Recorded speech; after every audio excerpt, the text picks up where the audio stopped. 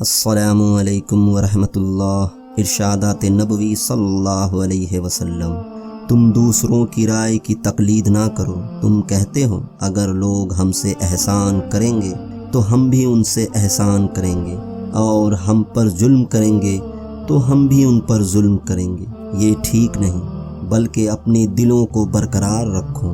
اگر لوگ تم پر احسان کریں تو تم بھی احسان کرو، اور برائی کرے تو ظلم نہ کرو۔ میں احمقوں کی حکومت سے اللہ کی پناہ مانگتا ہوں۔ مسلمانوں کی باہمی محبت و سبقت کی مثال ایک جسم کی سی ہے کہ جب جسم کا کوئی حصہ تکلیف میں ہوتا ہے تو سارا جسم بخار و بے خوابی میں مبتلا ہو جاتا ہے۔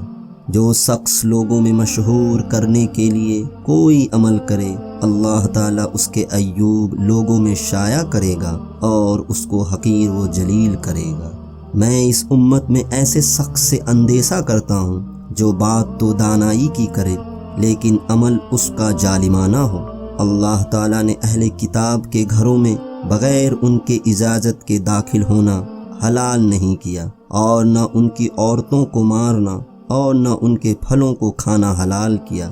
عفو کرنے سے اللہ تعالیٰ آدمی کی عزت بڑھا دیتا ہے۔ جو شخص گھر میں جھانکے اس کو گھر میں آنے کی اجازت نہیں دینی چاہیے۔ جو شخص محض اللہ تعالیٰ کے لیے یتیم کے سر پر مہربانی سے ہاتھ پھیرے گا تو ہر بال کے عوض اس کے لیے بھلائی ہوگی۔ اللہ کے نزدیک سب گھروں میں محبوب تر گھر وہ ہے جس میں یتیم کی عزت کی جاتی ہے۔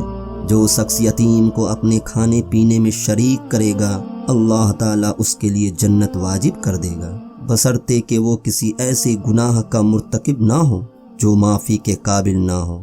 جس شخص سے کوئی علمی مسئلہ پوچھا جائے اور وہ اسے چھپائے تو قیامت کے دن ایسے شخص کے منہ میں آگ کی لگام ڈالی جائے گی۔ جب ظالم کو ظلم کرتا دیکھیں اور اس کے ہاتھ نہ پکڑیں تو عنقریب اللہ تعالیٰ اس پر عذاب عام نازل کرے گا۔